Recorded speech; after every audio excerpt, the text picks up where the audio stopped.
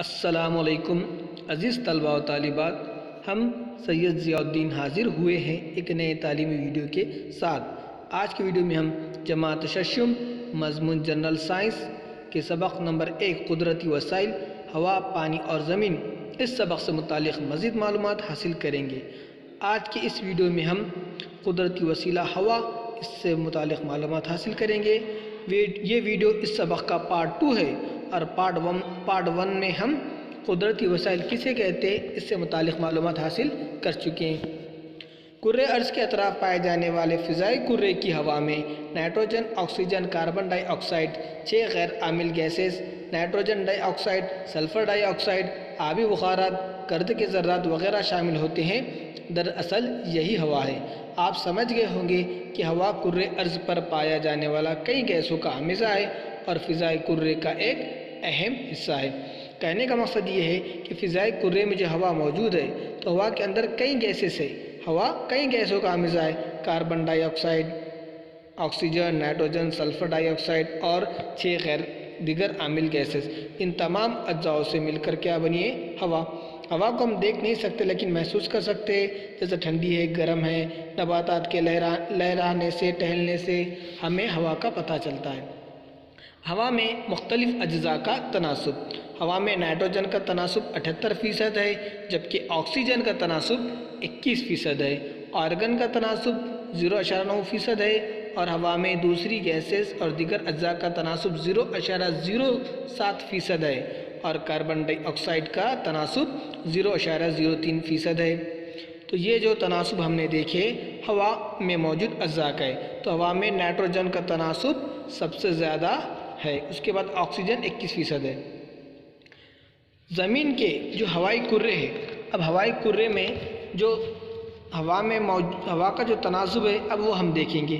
کرے اول میں 80% ہے ہوا کا تناسب، کرے متغیرہ میں 19%، کرے وسطی اور آیونی میں کم ہے اور کرے بیرونی میں ہوا بالکل بھی نہیں ہوتی ہے۔ ہوا میں پائے جانے والی گیسوں کے کچھ استعمال۔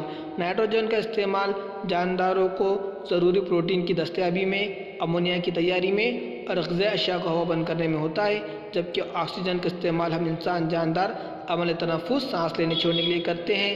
احتراق یعنی جلنے کے عمل میں آکسیجن مدد کرتی ہے اور کاربن ڈائی آکسائڈ نباتات کی غذا تیار کرنے میں مدد کرتی ہے اور آگ بجھانے بھی کاربن ڈائی آکسائڈ مدد کرتی ہے۔ اسی طرح آرگن بجلی کے بلب میں استعمال ہوتی ہے۔ ہیلیم کم درجہ حرارت حاصل کرنے کے لیے استعمال ہوتی ہے۔ انجن سے چلنے والے جہازوں میں بھی استعمال ہوتی ہے۔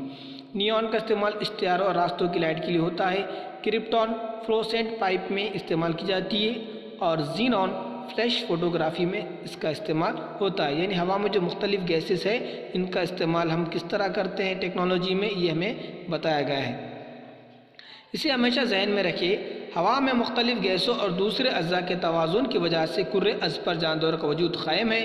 زندگی کے لیے ضروری سورج کی روشنی اور حرارت کے کرۂ ارض تک پہنچنے اور دیگر مضر اجزاء کو روکنے کے لیے فضائی کرہ بے حد اہم چھلنی ہے۔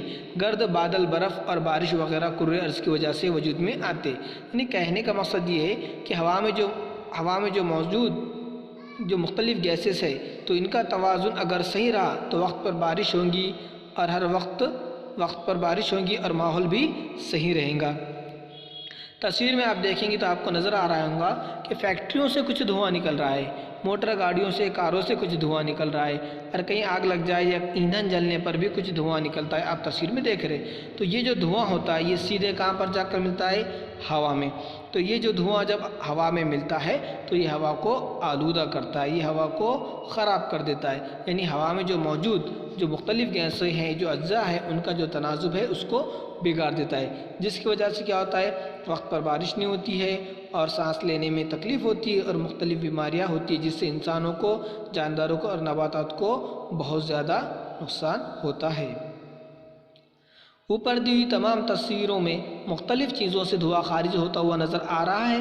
یہ دھواں سیدھا فضائی کرے کی ہوا میں شامل ہو جاتا ہے، جس کی وجہ سے ہوا کے اجزاء کا توازن بگڑتا ہے۔ اس کو ہوا کی آلودگی کہتے ہیں۔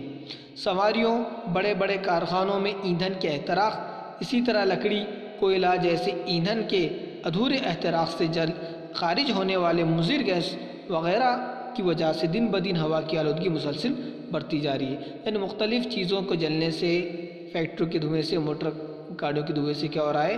ہوا آلودہ ہوتی جا رہی ہے، اور اس سے کیا ہوتا ہے؟ دن بدن کیا ہو رہا ہے؟ دن بدن ہوا زیادہ آلودہ ہو رہی ہے اور ہوا میں موجود اجزاء کا تناسب بگڑ رہا ہے۔ ایندھن کے جلنے سے ہوا میں خارج ہونے والے مضر اجزاء nitrogen dioxide, carbon dioxide, carbon monoxide, sulphur dioxide اور دھواں سا، یعنی جب ہم ایندھن جلاتے ہو، ایندھن یعنی پیٹرول، ڈیزل، کوئلہ، لکڑی، جو بھی ہم جلاتے ہیں ایندھن کے طور پر، ان تمام کے جلنے سے نائٹروجن، کاربن، سلفر ڈائی آکسائڈ جیسے مضر اجزاء، زہریلی گیسز، زہریلی اجزاء کیا ہوتی ہے؟ ہوا میں شامل ہو جاتی ہے۔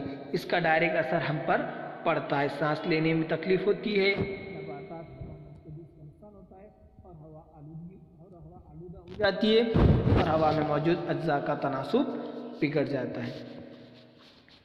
اب دیکھیے اوزون کی تہہ، جب سورج کی روشنی پڑتی ہے تو ہم تک پہنچتی ہے زمین پر، لیکن وہ ڈائریکٹ ہم تک نہیں پہنچتی، کیونکہ اوزون کی جو لہر ہے اسے کیا کرتی ہے؟ چھلنی کر کے ہم تک پہنچاتی ہے۔ فضائے کرے کے کرہ متغیرہ تہہ کے نچلے حصے میں اوزون کی تہہ پائی جاتی ہے، اور یہ کیا کرتی ہے؟ جو سورج سے نکلنے والی بالائی بنفشی شعاعیں، زہریلی شعاعیں کو فلٹر کر کے ہم تک پہنچاتی، جس سے ہمیں کوئی تکلیف نہ ہو، جانداروں کو، نباتات کو، انسانوں کو۔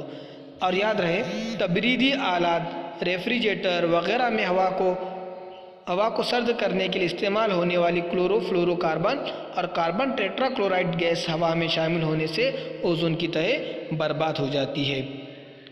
یوم تحفظ اوزون 16 ستمبر کو منایا جاتا ہے۔ تو آج کی ویڈیو میں اتنا کافی ہے، انشاءاللہ پھر حاضر ہوں گے نئے تعلیمی ویڈیو کے ساتھ، تب تک کے لیے اللہ حافظ۔